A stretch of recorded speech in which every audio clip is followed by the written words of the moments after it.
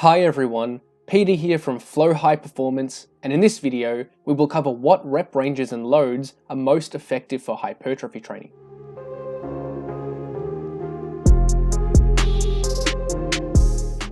Before we explore what rep ranges and loads are best for muscle growth, let's first establish how rep ranges and load are prescribed.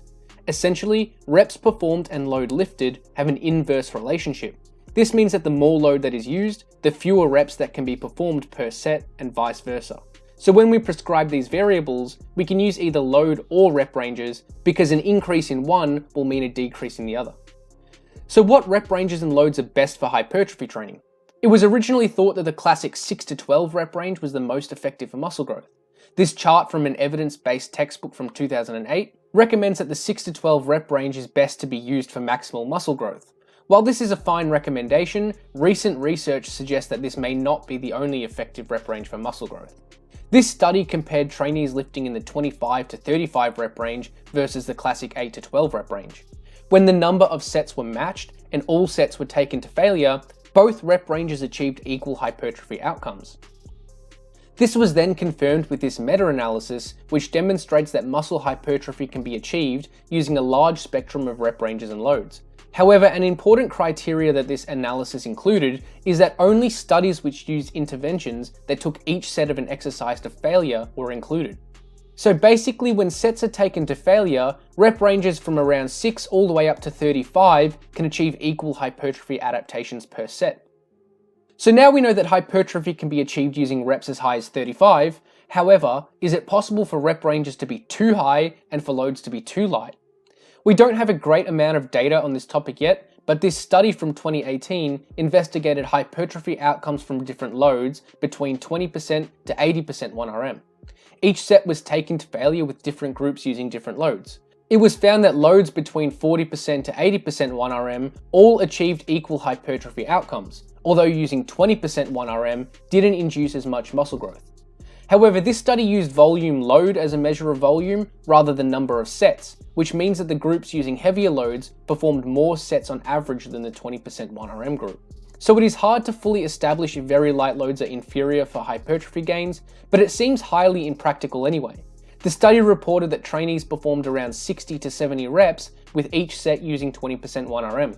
This is not only time consuming, but also very mentally challenging to hold strict technique to failure performing this many reps. So now that we know there may be a practical limit to how light we can lift to maximize hypertrophy, but can we train too heavy? The answer is clearly yes. It is well established that lifting below around 6 reps per set simply doesn't provide the same hypertrophy adaptations as lighter loads. Heavy loads are clearly superior to maximize neural strength gains, but not for muscle growth. This research review recommends that loads greater than 85% 1RM in the 1 to 5 rep range is useful to maximize strength, but compromises hypertrophy gains. With this information in mind, let's now establish what this practically means for hypertrophy training. Firstly, we can now establish that the 6 to 12 rep range is not the only effective rep range to maximize muscle growth. We can see equally effective hypertrophy adaptations using rep ranges as high as 35. However, very high rep ranges may not be the most practically efficient way to train, so a general guideline is to make the majority of hypertrophy training somewhere between the 6 to 20 rep range. Another consideration when discussing rep ranges is the proximity to failure.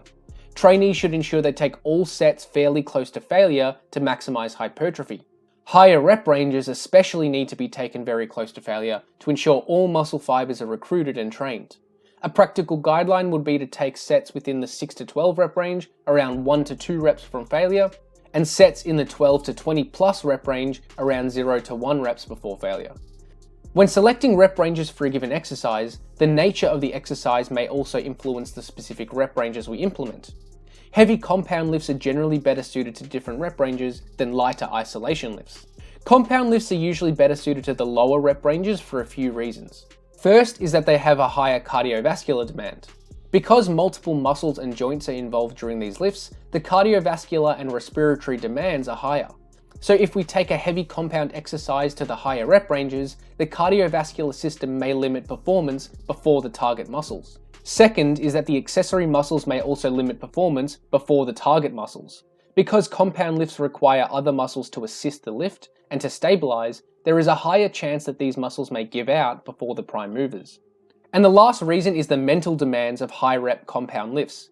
They simply take much more mental effort to perform than a low rep set of the same exercise. This may mean that the trainee needs to take very long rest periods between efforts, or they may not even stick to the training protocol because it takes too much of a mental toll on them. An example of a compound lift that is better suited to lower rep ranges is the back squat. The squat involves many other muscles working to stabilize the trunk while the legs work dynamically. A set of 12 plus taken close to failure is taxing on the cardiovascular system, the stabilizer muscles, and mentally takes a huge effort. On the other hand, isolation lifts are generally best suited to the higher rep ranges for a couple of reasons.